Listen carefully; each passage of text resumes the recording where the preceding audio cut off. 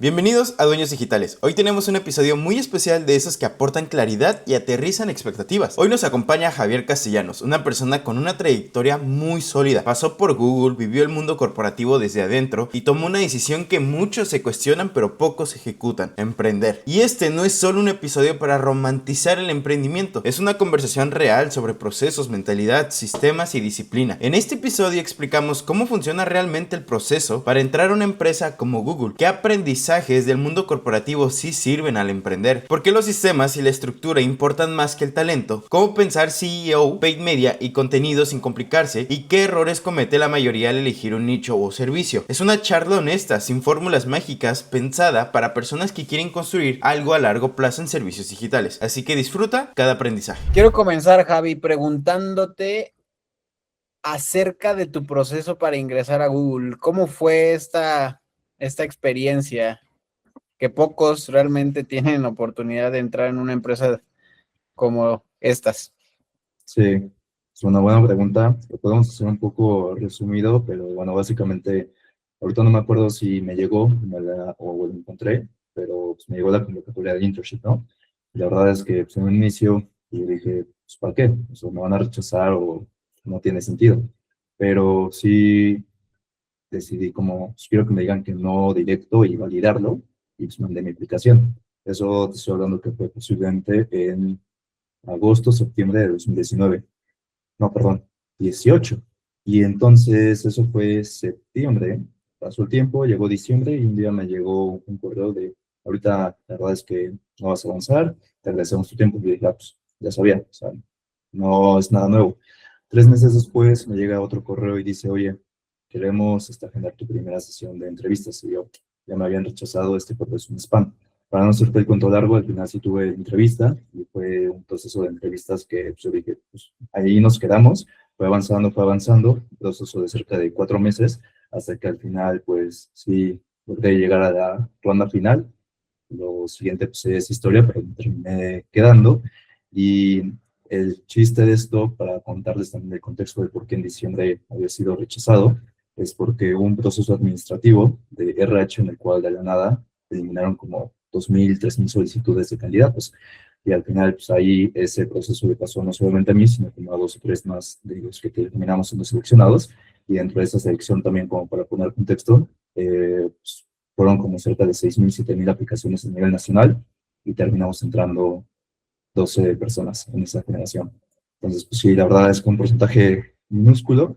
Y después de eso, el proceso de internship era de junio hacia diciembre, 6 meses, ¿no? En mi caso, yo entré en un equipo que se llama GCS, que básicamente dábamos consultoría a diferentes empresas. Y en mi caso, yo empecé trabajando con una parte de pequeñas empresas para Centroamérica. Mi rol, pues la verdad es que me fue muy bien. A los 4 meses convertí y ya de ahí el resto fue historia. Entonces fue un proceso bastante dinámico, pero bastante entretenido. Es el micro apagado, Robert. Listo. Quiero preguntarte ahí, ¿cómo mandas? O sea, ahora que tú ya estás emprendiendo, tienes tu agencia de marketing, obviamente con un muy buen know-how de todo lo que aprendiste en esta gran empresa. Específicamente el proceso de reclutamiento, ¿cómo puedes tú hacerlo o mandarlo? ¿Cómo lo mandas hacia tu propio emprendimiento o hacia el emprendimiento de otros o nuestros negocios, etcétera? ¿Qué podemos aprender de ahí y qué podríamos estar aplicando?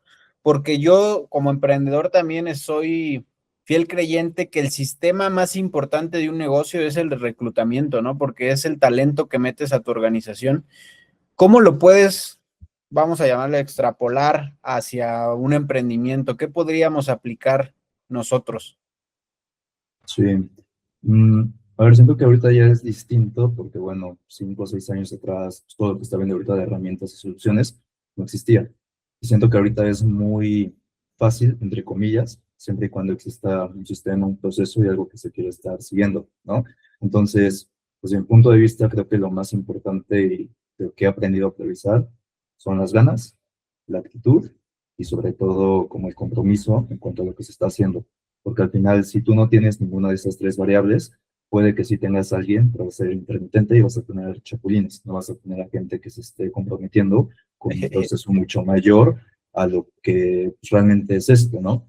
Y al final creo que también dentro de ese aspecto, el tema de la curiosidad y el tema de querer aprender es clave, porque nuevamente, posiblemente el 90%, 95% de las personas no tienen know-how a full de todo lo que son las soluciones de AI ahorita.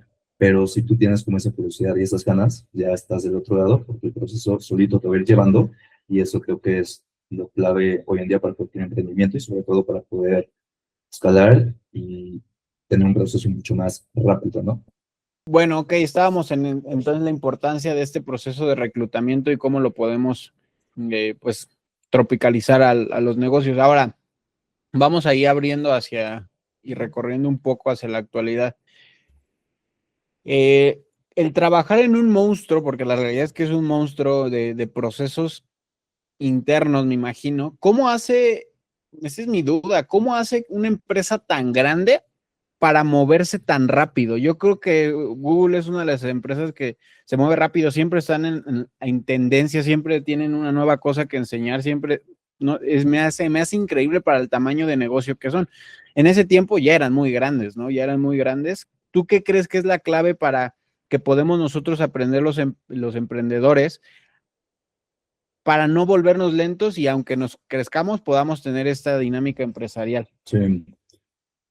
Siento que son diferentes cosas, pero a ver, un punto nuevamente creo que sería el tema de estrategia y el tema de sistematizar, ¿no? Porque si no tienes un sistema y no tienes un norte de estrategia, pues vas a estar apuntando a todos lados de forma inconsistente, ¿no? Entonces, ese es el punto número uno.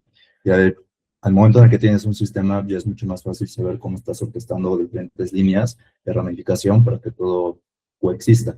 Y la otra, algo que me encantaba, que creo que es una filosofía que al final todo el mundo puede adoptar, había un concepto que se llamaban los moonshots. Entonces, más allá de tu operación básica que tienes en el día a día, cómo puedes pensar en proyectos o ideas que, tal cual como su nombre lo dice, son tiros a la luna, en el cual posiblemente no vayas a llegar, pero ya estás haciendo como que ese extra mile de cómo encontrar el sí y cómo cuestionarte de diferentes formas, en las cuales algo que se ve poco probable o poco lógico, lo estás forzando y lo estás iterando para que sí suceda. Entonces, independientemente de que si llegas al punto final que estableciste, posiblemente llegas un poquito menor, pero ese proceso ya te va a generar un margen de incrementalidad muy fuerte. Entonces, siento que ese tipo de pensamiento y estructura es lo que también hace que se mantenga su operación constante, o sea, con una base sólida, pero que también esté innovando y esté perfeccionando procesos de forma muy acelerada.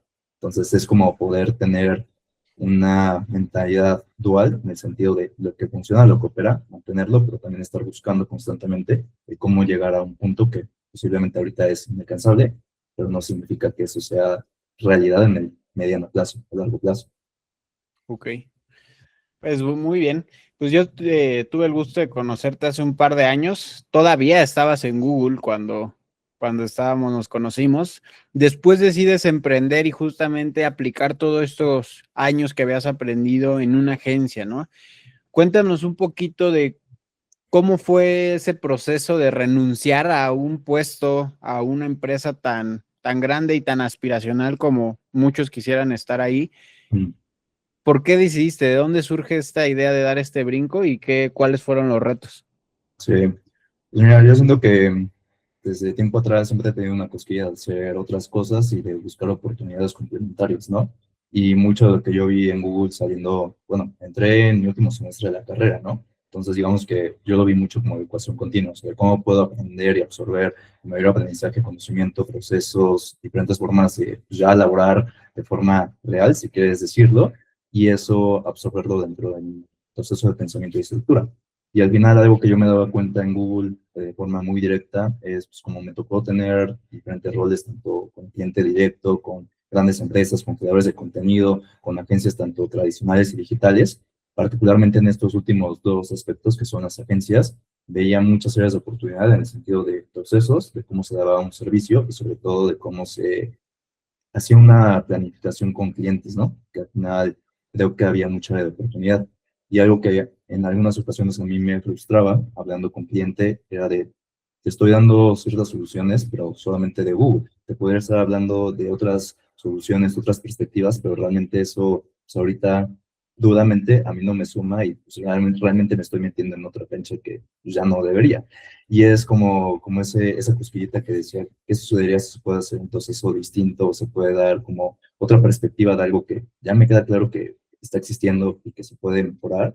Y al final creo que también algo de lo que soy creyente es intentarlo y tener como los tropiezos necesarios, pero independientemente de qué suceda con lo que decides, si tienes una perspectiva óptima y cruda, vas a aprender y lo vas a poder transformar. Entonces dije, a ver, tengo la edad a mi favor, tengo mi situación actual a mi favor, realmente, ¿qué tengo que perder? Nada, y creo que también de lo que he venido ahorita construyendo y de lo que he venido aprendiendo, hay muchas cosas que posiblemente allá afuera me puedan poner en una ventaja bastante competitiva. Y si ya estoy viendo esa parte que los clientes agradecen, retribuyen y sobre todo validan de lo que se les aporta, creo que allá por ahí millones de clientes, los cuales también se puede ese impacto y puede ser algo mucho más productivo. Entonces, lo puedo resumir en las ganas de poder generar algo que creo que tiene alto impacto y sobre todo que es algo que en aquel entonces, el tema de ella ni empezaba, pues, estaba con sus primeros pininos, ¿no? Y al adoptar toda esa transformación, creo que si eres de los primeros que se montó en la ola, a pesar de que hoy esté de moda, si lo haces correctamente, nuevamente con un sistema y un proceso claro, creo que tienes todas las de ganar y tienes mucho impacto que generar. Ok. ¿Y fue difícil dar ese salto? O sea, ¿lo pensaste mucho? Lo pensé en su momento, sí, o sea, no te voy a decir que fueron enchiladas, pero sí creo que fue un proceso en el que dije,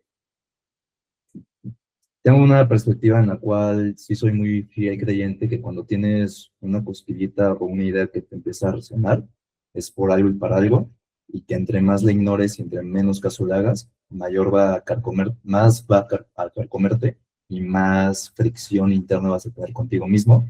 Entonces eso ya me venía pasando un poquito y creo que ese es el tipo de señales que trato de escuchar para poder tomar una decisión que en este caso pues sí es relevante, es de alto impacto y poderlo hacer con mayor certidumbre en lo que pueda existir, ¿no? Y esa transición, hubo mucha fricción, o sea, en cuestión de sales del mundo corporativo que a lo mejor sí estás acostumbrado a una dinámica intensa, porque Google también se caracteriza por esa parte, pero el emprendimiento, hoy que ya lo sabes, no sé si antes hayas tenido algún otro, ahorita nos regresamos también a ese punto, pues es una dinámica mucho más intensa, creo yo, en donde es una carrera contra el tiempo, porque los ingresos se te acaban si no vendes, ¿no?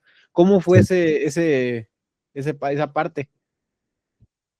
Ahorita que lo veo en retrospectiva y justamente es algo que me viene a la mente recurrentemente, siento que es un camino que últimamente se ha romantizado, últimamente se ha puesto como el único camino color de rosa, pero algo que sí tengo muy presente yo es que no es un camino para los que no tienen mentalidad a largo plazo y sobre todo consistencia.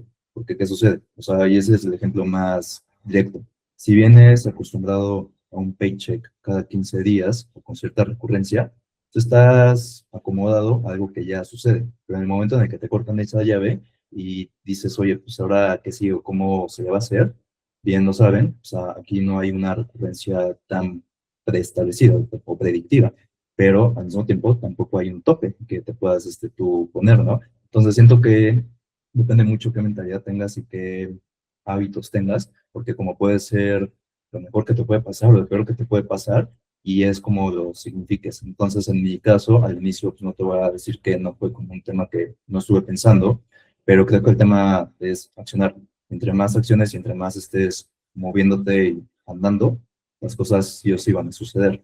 Y por otro lado, creo que nuevamente regresando al tema de constancia y sobre todo resiliencia, es pues qué tanto estás dispuesto a aguantar. Si eres alguien que se quiebra a los 6 meses o a los 8 meses, pues definitivamente ese no era tu camino y simplemente tomaste una moda o tomaste algo por impulso.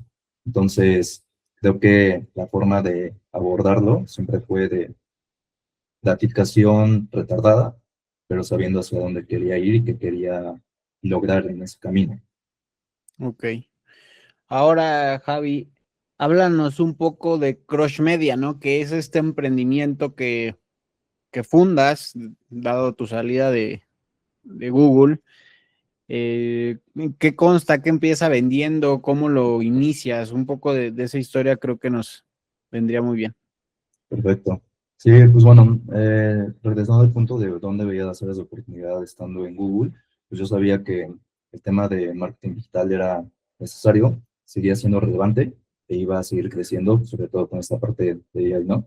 Entonces, lo más directo que en su momento vi fue, ok, yo ya creo que doy ciertas soluciones, tengo un entendimiento completo de lo que es Google, pero ¿qué sucede con las pláticas que tenía con ciertos clientes? Pues claramente hay otros medios como Meta y como TikTok, que al final son un ecosistema. Y aquí lo importante era cómo le puedes dar a los clientes soluciones a la medida y no solamente que sea una, necesitas vender una solución porque de eso depende tu cuota o tu target, ¿no? Entonces eso fue el primer camino.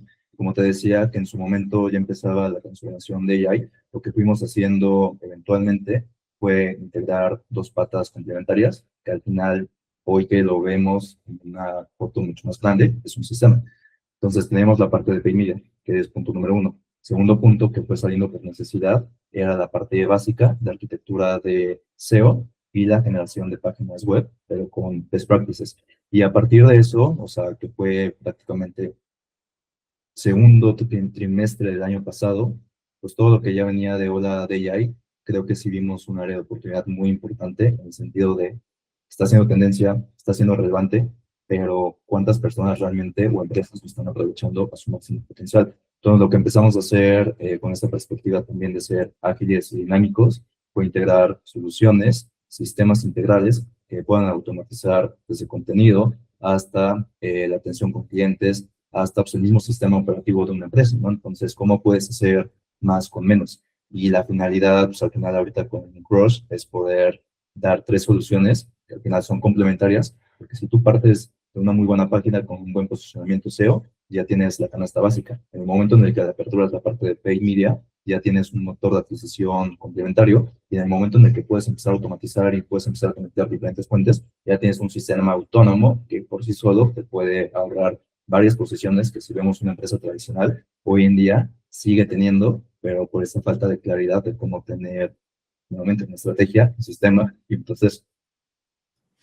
Ok, quiero hacer ahí zoom un poco en el tema del SEO, Javi. Yo la verdad desconozco un poco del tema y quisiera que nos los explicaras cómo funciona, cuál es la función dentro de una organización o de un emprendimiento, cómo lo, sé que obviamente hay expertos como tú y como Crush Media que se dedican a hacerlo de forma profesional, pero alguien que no tenga el presupuesto y que a lo mejor quiera poderlo optimizar, ¿cuáles son esos tips que nos podrías dar alrededor del SEO, partiendo de entender qué es eso? Sí, pues aquí creo que si nos regresamos a fundamentos básicos de marketing, hay dos patitas importantes. La parte de SEO, que es Search Engine Optimization, y la parte de Paid Media, que pues, es todo lo que tiene que ver con anuncios pagados, ¿no? ¿Cuáles son las ventajas y desventajas? La parte de Paid Media, sí, le puedes meter dinero a tu estructura o a tu campaña de marketing, pero te va a costar recurrentemente. Y aparte de eso, al final tiene esa ventaja de que es algo que tú puedes hacer de forma orgánica, de forma natural, que vas construyendo, pero nuevamente es un efecto a mediano y largo plazo, no son resultados inmediatos. La ventaja es que tú lo puedes controlar y es la forma más directa de poder tener posicionamiento. Al final es algo que sí se recomienda, porque si nos regresamos a los basics, hoy por hoy cualquier motor de búsqueda, pero mayoritariamente Google, se basa en esta práctica. ¿Y qué sucede si nos remontamos actualmente a lo que sucede ahorita? O sea, si tú buscas en ChatGPT o buscas dentro del mismo Google, estarás viendo que te salen con algunos resultados automáticos. Eso se llaman AI Overviews y al final están acompañados de un SEO básico. Pero bueno, regresando al punto, o sea, para poder hacer un SEO sin tal vez, o sea, de forma básica, lo primero es entender tu categoría, tu marca y a quién te estás dirigiendo y a tus competidores, porque claramente eso te puede dar un universo bastante completo de cuáles son términos, algunos conceptos que se están relacionando con esas búsquedas y cómo tú puedes empezar a construir un universo que cubra esas búsquedas que ya existen, que se relacionen con tu marca y que tengan esa coherencia tanto a nivel búsqueda, a nivel sitio y a nivel descripción de sitio, para que tú puedas tejer un hilo narrativo que sea coherente y que el día de mañana si alguien te está buscando, Al final lo que prioriza Google y cualquier motor de búsqueda son las conexiones de esos campos para que diga, ok, esta persona buscó fotos o sistemas de fotografía. Esta página tiene una estructura que va en torno a sistemas de fotografía, equipos de fotografía, y todo lo que conlleva dentro de su página está relacionado a eso. Perfecto, es una página que hace sentido con esta búsqueda, la vamos a posicionar. Entonces, de esa manera, pues, estamos garantizando coherencia y que lo que se demuestra a la persona es de calidad y es relevante. Esta configuración del SEO se hace dentro de las tripas de las páginas web, ¿correcto? Sí, o sea, la verdad es que también es uno de los, por eso es un tema tan complejo, porque al Sí. final sí involucra una parte de código o alguna parte técnica. Honestamente, creo que es un poco complejo que alguien lo pueda realizar desde cero si no tiene como experiencia o no tiene conocimiento de la temática. Y al final, lo que les comento es algo de mediano y largo plazo. Por lo mismo, se tiene que hacer con cierta recurrencia. La diferencia con Paid Media es tú puedes hoy lanzar una campaña de Paid Media y que te dure 2 semanas, pero si tú quieres tener un negocio, una página vigente, este es un proceso que se tiene que hacer fácilmente cada 3 meses, cada 2 meses, porque al final las búsquedas cambian, el contexto cambia, el entorno cambia y tienes que ir adaptando tu estrategia conforme todo esto. Ok, una vez que ya están instauradas, imagínate tus dos estrategias, ¿no? Tu estrategia orgánica, que a través del SEO, y tu estrategia de pago. Normalmente ya en unas estrategias sólidas de ambos lados, ¿cómo se ve la adquisición de prospectos o de clientes en porcentaje? Ujú. Pues siento que depende muchísimo de la categoría y la industria, pero a veces sí me ha tocado ver casos en los cuales si es una marca que ha venido construyendo SEO de forma recurrente, obviamente tiene canales de social media sólidos. Muchas veces el SEO puede ser una puerta de entrada muy efectiva y mayor a paid media, o viceversa. Hay marcas que apenas empiezan a entrar en el mercado, que tienen un SEO que van construyendo, pero que todavía no da frutos, y en ese caso la parte de la adquisición por paid media es la que tiene mayor porcentaje. Pero eso puede cambiar en cualquier momento, sobre todo si se sigue haciendo con ese efecto compuesto. Entonces, no hay como una respuesta de es esto o esto, pero creo que va a depender de uno, qué se está priorizando, cómo se está haciendo, pero pueden ser muy similares en algunos momentos o con una pequeña diferencia en otras ocasiones.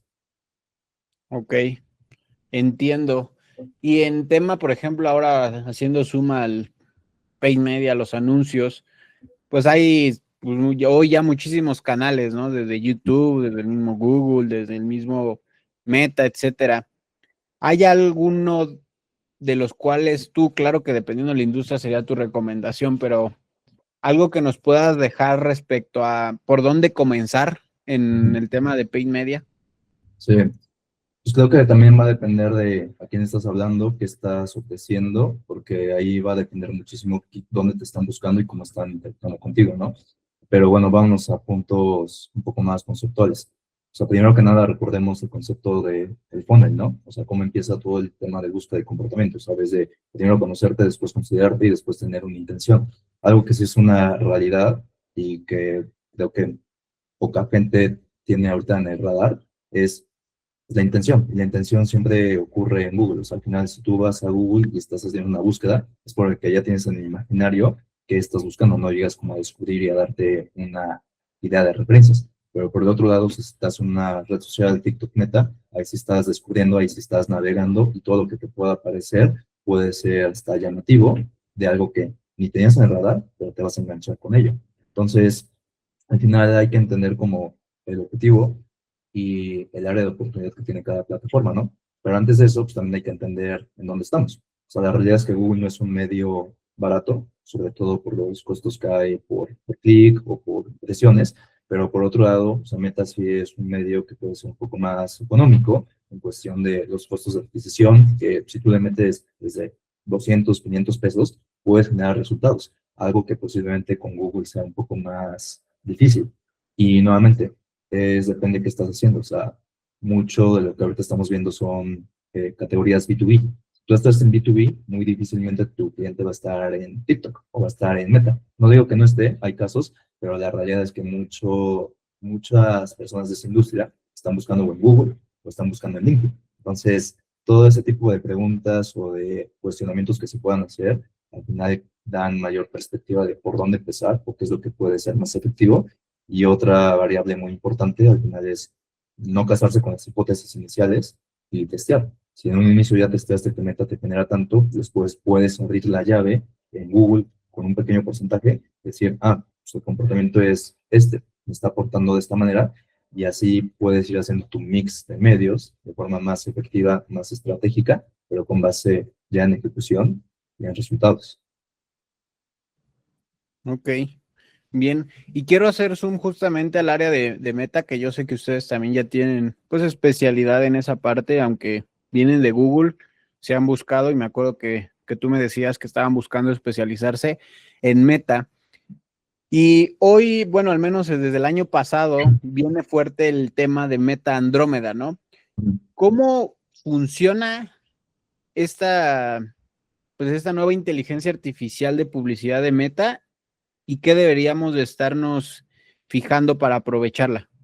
Sí, mira, creo que ahorita algo muy importante es el tema del contenido, y por eso tampoco es novedad de que pues, poco a poco vamos viendo a nueva gente que está saliendo ahí a las redes, que está haciendo como esfuerzos proactivos, porque al final ahorita la premisa está muy clara, ¿no?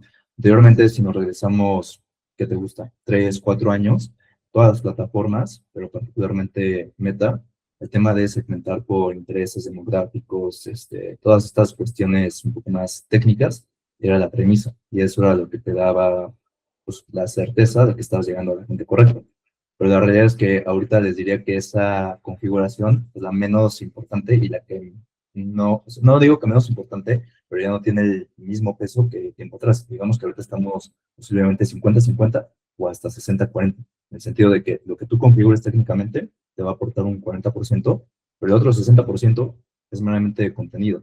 ¿Por qué? Porque al final de contenido, la forma en la que hablas y lo que estás poniendo allá afuera es lo que te va a segmentar y te va a atraer a gente que sí está consumiendo lo que tú ves. Entonces, al momento en el cual la plataforma identifica de, oye, Roberto está viendo todo lo que le exponemos, contenido relacionado a emprendedurismo, finanzas, negocios, pues le voy a traer más de eso. No le quiero traer algo de salud porque eso no le va a generar interés y no le va a generar que pase más tiempo en la plataforma. Entonces, al final, con esta estructura, lo que se busca es que tú puedas tener la mayor diversidad de creativos posibles, porque esa es una premisa muy interesante.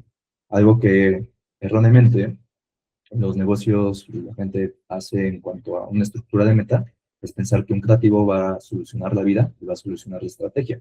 Pero al final nos estamos dando un balazo en el pie porque, poniendo este ejemplo, somos 3 personas. Posiblemente el creativo 1, que habla en torno al beneficio del producto, va a ser interesante para Edgar, pero no te hablo a ti, no me hablo a mí. Entonces, al momento de que tienes al menos 3 creativos, estás asegurando que tienes un creativo que le va a llegar a diferentes personas, a diferentes intereses, a diferentes maneras y hábitos de consumir este contenido, y es lo que te va a expandir esas oportunidades. Entonces, ¿qué podemos ver? Que ese tipo de estructura aplican no solamente en campañas, sino también en un contenido orgánico, si lo quieres poner así, porque al final es cómo tú le das las herramientas a Meta para decir, en vez de depositarte 1 peso, te voy a depositar 5 pesos, y tú ayúdame con esos 5 pesos, hablando de creativo, distribúyelos donde tú encuentres la mejor oportunidad y el mejor potencial que me traiga ese retorno. Entonces, al final, la apuesta o la premisa ahorita es volumen y cantidad para que tengas ese abanico de opciones de forma recurrente, de forma constante en este aspecto. Ok, qué extraordinaria información. Ahora, ¿cómo se ve por dentro en tema de estructura una campaña hoy que funciona considerando todos estos cambios que ha habido? Anteriormente ya ves que podía hacer una campaña, bueno, aún se puede, pero he visto videos, de hecho quiero saber a ustedes cómo les ha funcionado mejor y qué recomiendan en ese aspecto. Es decir, cuántas campañas, cuántos conjuntos de anuncios, cuántos anuncios en sí funcionan a hoy para Meta Andrómeda y para los emprendedores o para los negocios. Sí, y al final yo siento que depende nuevamente también un poco del tamaño de negocio y a lo que se está hablando y el tema de presupuestos, pero para irnos a algo básico, o sea, yo creo que siempre una campaña es lo más efectivo, y en grupos de anuncio, al final vale la pena 1 o 2, depende de qué tanto cambio y modificaciones hay en cada uno. pero lo importante al final es el tema de los anuncios, o sea, que cada uno de estos anuncios tenga creativos distintos, tenga copies distintos, tenga, o sea, como que sus peculiaridades, porque a medida que esto se va alimentando y se va potencializando, dentro de todo ese presupuesto que está en una misma bolsita, vamos a poder decidir, bueno, el algoritmo va a poder decidir, oye, ¿sabes qué? Estos dos creativos, la neta es que le voy a dar punch porque son los que están teniendo mayor trazabilidad, pero eso no impide que si el día de mañana el tercer creativo empieza a pegar, también le va a dar este beneficio. Entonces, al final de lo que se trata con este enfoque es que, regresando a la premisa de tú tienes varias opciones puestas ahí, deja que Meta haga la chamba, pero que vaya optimizando conforme también lo que el público vaya demandando y con lo que se vaya enganchando. Entonces, de esa manera pues, nos evitamos complejidades, porque al final siempre es una pregunta y una disyuntiva, oye, ¿cuántas campañas, cuántos grupos? O sea, creo que adoptar una mentalidad keep it simple, pero con esa variedad y con ese enfoque de yo te voy a dar las opciones más relevantes, tú haz la chamba. O sea, yo no te quiero limitar, yo no te quiero poner un control, porque también para eso se han venido evolucionando todos los algoritmos, ¿no? Ok, saliéndonos un poco del tema técnico, yéndonos un poco más al tema de negocio, a los emprendedores, a los que nos están escuchando o de los que nos van a escuchar, yo quiero preguntarte, yo creo y soy fiel creyente, de hecho, Digital Owners, su tesis, la tesis de negocio, gran parte es que la gente puede emprender de manera sencilla, más no mágica, alrededor de los servicios digitales. ¿Por qué? Porque la barrera de entrada muchas veces no es tan económica, la barrera de entrada es intelectual, ¿no? O sea, necesitas saber eso y pues cualquier persona que tenga la convicción y la ambición y la obsesión de quererse convertir en emprendedor, este es un buena puerta para poder emprender, sobre todo por los beneficios también que tienen los servicios, ¿no? Los márgenes, la escalabilidad, todo lo que tú sabes. Si alguien está pensando en emprender alrededor de los servicios digitales y tú que ya eres un emprendedor, ¿qué es en lo que tendría que fijarse y qué consejos le podrías dar tú que ya recorriste ese camino? Primero que nada, cuestionarse si realmente es algo que quiere hacer, ¿no? Lo que te decía hace ratito, o sea, si se alinea con, o sea, creo que primero evaluar el costo de oportunidad, ¿no? Porque, te digo, creo que muchas personas a veces se avientan como de gorras y pues lo que caiga, pero la realidad es que pues, por eso mismo el proceso va a ser corto, ¿no? El segundo punto, creo que también que esa línea con lo que ellos son buenos, saben y sobre todo quieren comunicar. Porque si ya tienes algo alineado con esas tres perspectivas, creo que ya vas de gane y tienes mayor apalancamiento para comunicar algo de forma genuina y hacerlo usar. No quiero decir más fácil, pero con una mayor inercia. Y punto número 3, creo que sería también pues, hacia dónde quieres ir. O sea, si estás hablando algo de digital, qué quieres hacer y por qué ese camino digital te va a llevar a donde quieres estar, ¿no? Independientemente de quitar como las barreras de entrada de, o sea, complejidades, costos, etcétera, por qué ese proceso y ese camino se alinea contigo, ¿no? Y ya si todo eso se alinea y está correctamente estructurado, creo que al final también es, o sea, ¿quién quiere servir? O sea, porque de tantos productos digitales o servicios digitales, pues todos están nuevamente anichados y están como segmentados en diferentes categorías. Entonces si tú ya tienes una categoría, ya sabes que quieres servir a esta persona o esta industria, pues perfecto, ya tienes como una canchita donde jugar en la cual pues, va a ser mucho más fácil que te desenvuelvas. Si no, pues estás apuntando de forma panorámica y todo va a ser bueno y nada va a ser bueno al mismo tiempo, ¿sabes? ¿Sabes qué me he dado cuenta en estos años trabajando con emprendedores? Es que se les dificulta mucho elegir el nicho, ¿no? Luego no saben cómo. ¿Hay algún tip, alguna recomendación, alguna técnica, metodología que tú ocupes y que le recomiendes a tus clientes para elegir el nicho?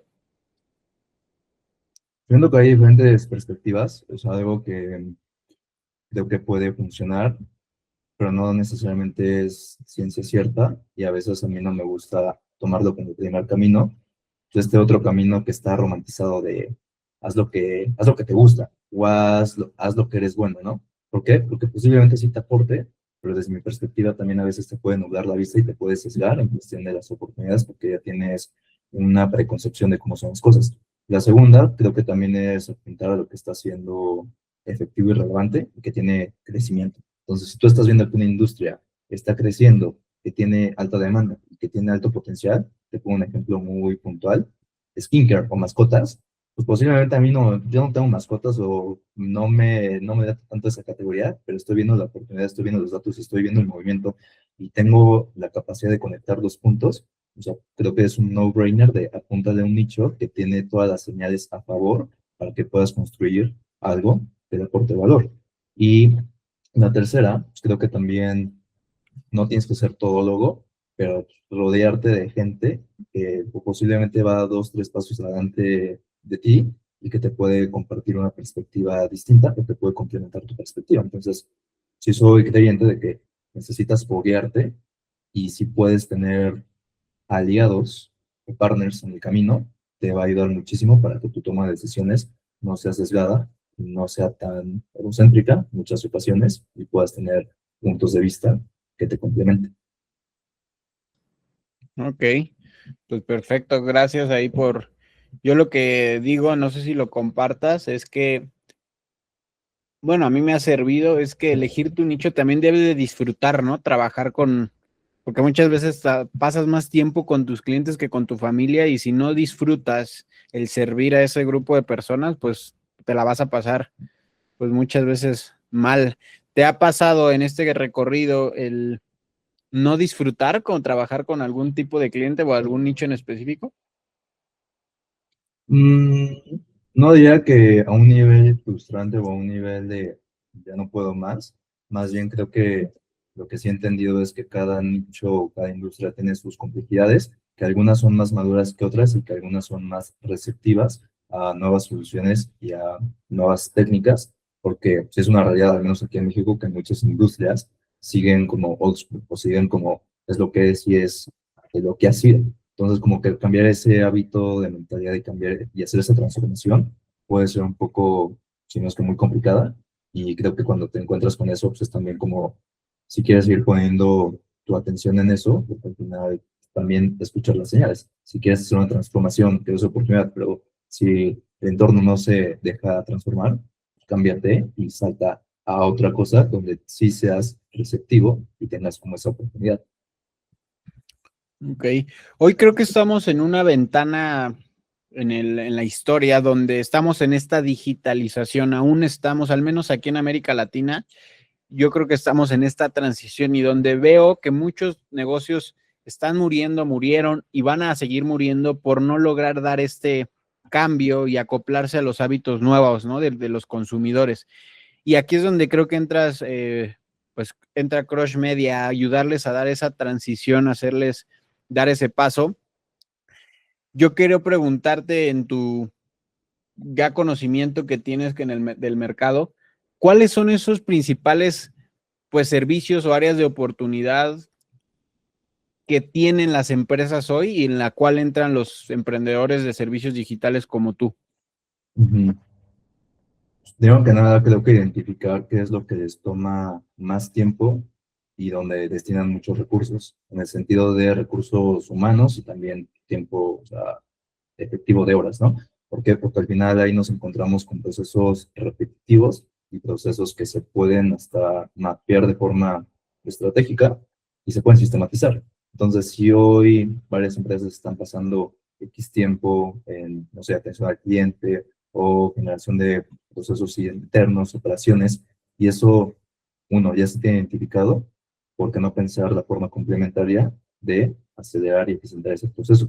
Y si no se tiene mapeado, pues creo que dos pasos atrás, entender cómo opera la empresa y qué se necesita hacer para dar esa estructura. Porque algo que sí he visto es, tú puedes ver empresas que hacia afuera se ven relevantes, exitosas, pero ya que entras en sus procesos de operación y estructura, te das cuenta que, pues no, o sea, tienen diferentes piezas ahí andando a sueltas y es como de, oye, si tú estás operando así actualmente y tienes buenos resultados, imagínate si conectaras todo y tuvieras un, sí, un eje rector sólido, te vas al cielo, ¿no? Eso sería uno. El segundo punto, creo que también es ayudarlos a entender cómo la parte digital ahorita no es una opción, o sea, es un must. y que si tú no estás ahí afuera y tienes estos canales o estas palancas digitales, estás quedando atrás y te vas a tener que subir eventualmente o vas a desaparecer. O sea, así de simple, no hay de dos.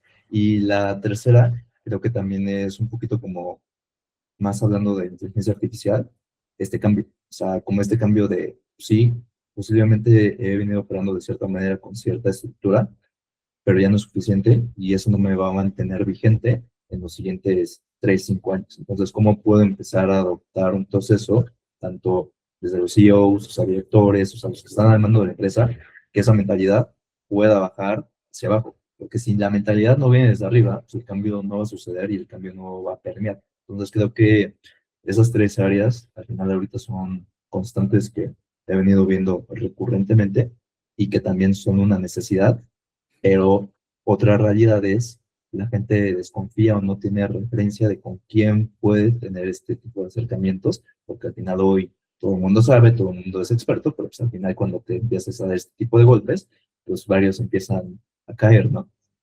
Sí, entiendo. Oye, Jab, ¿cuál es la forma más, pues si no sencilla, más a la mano que tiene un emprendedor de servicios digitales para conseguir clientes? ¿Cómo comenzaste tú esa parte? Sí. Pues creo que al final tu círculo inmediato y cercano son los que mejor te conocen, son los que ya te validan y saben tus fortalezas, y creo que se puede hacer un intercambio bastante efectivo, porque al final no hay necesidad de hacer una campaña de adquisición o algo rimbombante cuando apenas estás empezando y cuando tú posiblemente ya sabes en qué eres bueno, qué puedes solucionar, y en tu círculo de amigos, familiares o ellos mismos te puedan ampliar. Seguramente hay 3, 5 conocidos a los cuales tú les puedes solucionar un problema de ese aspecto. Entonces, en el momento en el que conectas con tu círculo inmediato, tienes acceso ágil y rápido. Y punto número 2, algo que para mí es importante, es también validar. O sea, de si realmente estás solucionando de forma asertiva, de forma correcta, y estás teniendo feedback inmediato. O sea, ya sabes qué parte de tu proceso de seguimiento, de estrategia puedes mejorar, qué parte está siendo muy efectiva, y ya con eso pues empiezas a generar tracción de casos de éxito, de referencia, y el día de mañana es mucho más fácil que si yo hice un buen trabajo con Edgar, él diga, oye, no sé, Edgar conoce a Ricardo. Ricardo, tú tienes ahorita temas de este aspecto, fíjate que trabajé en su momento con esta persona, posiblemente te pueda ayudar. Y esa ventana de el word of mouth se vuelve increíblemente poderosa. Entonces, siento que ese sería el primer camino que acotaría y que sí enfatizaría, más allá de empezar a hacer como estrategias y estructuras totalmente demandantes.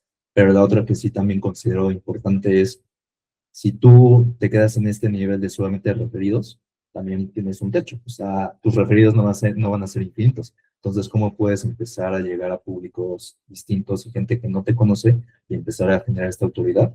Entonces, por eso que ahorita las marcas personales, la generación de contenido está en popa, porque o sea, es la forma más fácil, nunca había sido tan fácil y ágil de poder darte a conocer allá afuera sin pagar un solo peso. Lo puedes pagar, pero también hay una forma en la cual tienes el camino libre y simplemente el hacerlo recurrentemente y consistentemente te puede traer resultados interesantes. Entiendo. Muy bien. Yo sé que tú eres estás muy apegado al tema del fitness, de la alimentación, aparte, pues siempre has sido un referente para mí, desde que te conozco en ese tema. ¿Cómo, cómo empiezas en ese? Ahorita lo vamos a conectar con los negocios, pero pues yo creo que eres un ejemplo de disciplina en temas de fitness, en tema de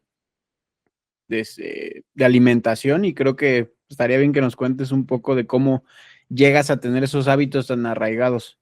No, gracias.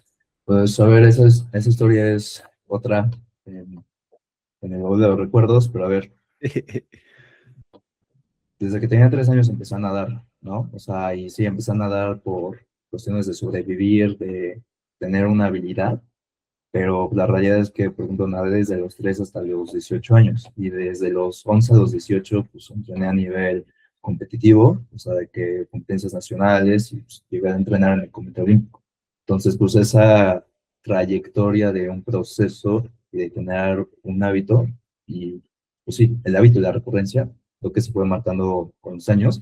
Y en el Inter, pues también desde los 6 hasta los 12, estuve haciendo taekwondo y llegué a ser cinta negra segundo dan. Entonces, parte de la disciplina, pues la dedico o la atribuyo directamente al taekwondo, sobre todo por el tema de claridad mental y estructura. Y bueno, ya a los 12 pues que tuve que tomar la decisión, o te vuelves profesional en natación o en taekwondo. Pues dije, pues vamos a nadar. Y llegando a los 18, pues me retiré principalmente por el tema de abocarme 100% a la carrera, pero la realidad es que pues, tampoco era como, pues ya te dejas de nadar y ya no haces nada, porque sí traía mucha energía y era algo vital de mí. Y es ahí cuando empiezo a hacer la transición primero al gimnasio, porque era algo que ya venía realizando dentro de la natación. Y un año después, a los 19, doy con la calistenia, las barras o los tubos aquí en México. Y bueno, desde ahí hasta el día de hoy, ahora tengo 30 años, es la actividad que realizo rigurosamente día a día. Entonces se puede decir que el proceso del deporte y fitness pues es algo que viene acompañándome desde que era pequeño, ¿no? Y que se ha vuelto hoy por hoy, más allá de hacer ejercicio, siento o lo canalizo como una meditación activa y un espacio dedicado para mí, para aclararme, aterrizarme y sobre todo como disfrutar algo que sí es muy importante en cuanto a lo que genera dentro de mí, ¿no? ¿Y qué tan, o sea, qué tanta influencia fue tu papá? Y yo lo conocí también en Webmaster, ahí en este retiro de Javier Mm. Morodo, que es donde te conocí. Y Edgar, su papá está fuertísimo. No sé, ahorita ya le perdí la pista porque no lo pico, pero está fuertísimo y me imagino que obviamente te permeó este hábito del ejercicio, ¿no? ¿Cómo fue esa influencia de él? Sí, pues digo, o sea, cuando yo empecé en las barras, pues de hecho las barras las conocí por ahí, porque cuando tenía aproximadamente 25, 26, era la actividad que hacía, y en ese momento cuando yo estaba como que curioseando de las barras, pues me presentó, y curiosamente él se retiró de las barras como a los 32 más o menos, porque se dedicó a correr, y cuando yo empecé a hacer barras, él las retomó. Entonces, al día de hoy pues, sigue haciendo barras, eso es como que igual parte de su rutina, parte de su estructura, pero regresando como al punto de la influencia, o sea, creo que algo que para mí sí fue muy importante y me marcó fue el tema de tienes la opción de hacer ejercicio, pero no te vamos a obligar a. ¿A qué me refiero? O sea, obviamente cuando eres pequeño, o sea, tipo de los 6 hasta tal vez los 10, 12, pues iba a mis clases y todas estas dinámicas que te comparto, ¿no? Pero el tema de que lo quisiera seguir haciendo, pues al final fue una decisión mía. Pero el punto de tener como este apoyo de, oye, el deporte al final es como para que tú te desarrolles, para que tengas buenos hábitos, pero para que también te conozcas a ti mismo en hábitos de cómo generar carácter, cómo generar pues, una mentalidad de competencia, pero saludable.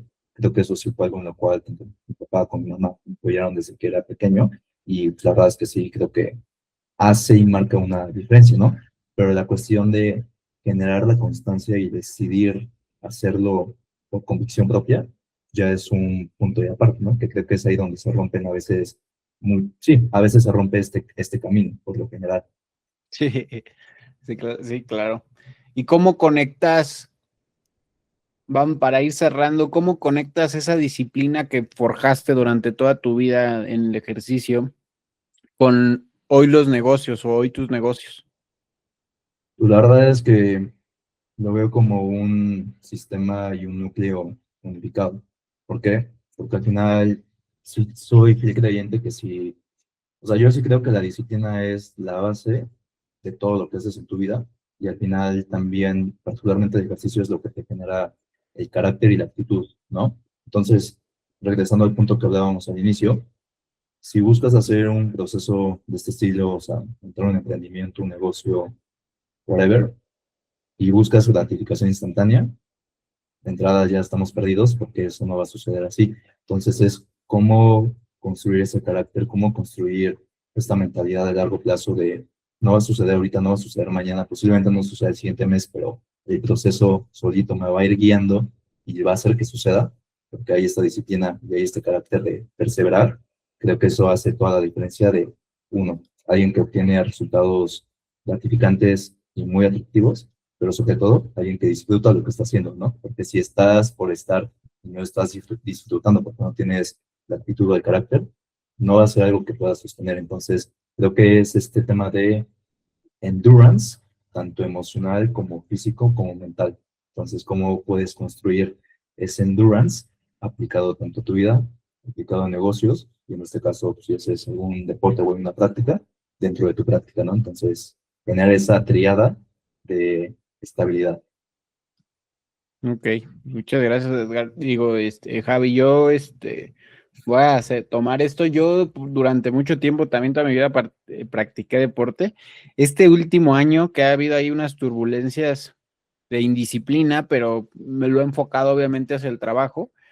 Me ha costado justamente retomar ese hábito porque yo creo que se rompió, ¿no? O sea, aunque trato yo y siento esa incomodidad de no hacer ejercicio, yo quiero preguntarte a ti, ¿de qué forma pudiera retomarlo más rápido para quien quiere, pues si no retomarlo, construirlo? Ujú. Mm, O sea, siendo muy pragmático y muy frío, creo que pues, de empezar y accionar desde ya, en el sentido de pues, no esperar, por ejemplo, ahorita que estas épocas son interesantes, de no esperar a febrero, porque ya se terminó el mes, o sea, como tratamos de empezar ya mañana, pero también dedicar y planificar el espacio para ello. Ejemplo, o sea, en mi caso yo sí ya vengo aterrizando desde varios años atrás, que mi estilo y mi forma de ejercerlo de mejor manera es en la mañana, primera actividad del día porque al final ya me genera estructura, me genera claridad y me genera como que esa base de estoy bien conmigo mismo, estoy bien hacia lo demás que venga. Pero por ejemplo hay otras personas que son nocturnas, entonces ya es su última actividad del día. Pero el tenerlo planificado y el tenerlo contemplado dentro de la agenda, creo que ya es ganar, porque si no existe en la agenda o no existe dentro de las prioridades, como puede venir, como puede no venir, ¿sabes? Entonces yo creo que sería qué horario dentro de lo que está haciendo tu agenda ahorita puede ser un espacio benéfico, en qué momento tienes ese compromiso contigo mismo, porque pues, al final es con uno mismo, no con nadie más, y en qué momento también te puede generar como el mayor beneficio.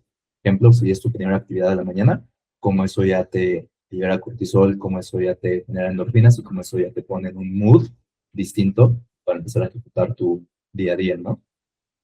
Y empezar también un poquito, o sea, no quiero decir poquito en cuanto a cantidad, pero poquito en cuanto a expectativas. O sea, si ya vienes de un año, ciertos meses sin hacer, pues, es poco probable que estés en las mismas condiciones con la misma intensidad que solías estar haciendo, pero creo que media hora, 45 minutos bien efectivos y acotados es mucho mejor que estar pasando semanas o días de inconsistencia, ¿no? Entonces, tener esa recurrencia, pero día tras día, creo que es la clave. Y aplica nuevamente el proceso de consistencia, ¿no? O sea, al final no queremos hacer ejercicio por 2 semanas, por 3 meses, por mitad de año para llegar a verano y sentirnos bien, ¿no? Creo que es un estilo y un efecto de toda la vida. O sea, ¿cómo le puedes hacer para que maximices tu vida y todo lo que puedes seguir lidiando con un hábito que se vuelva intocable y que se vuelva pilar de tu estructura?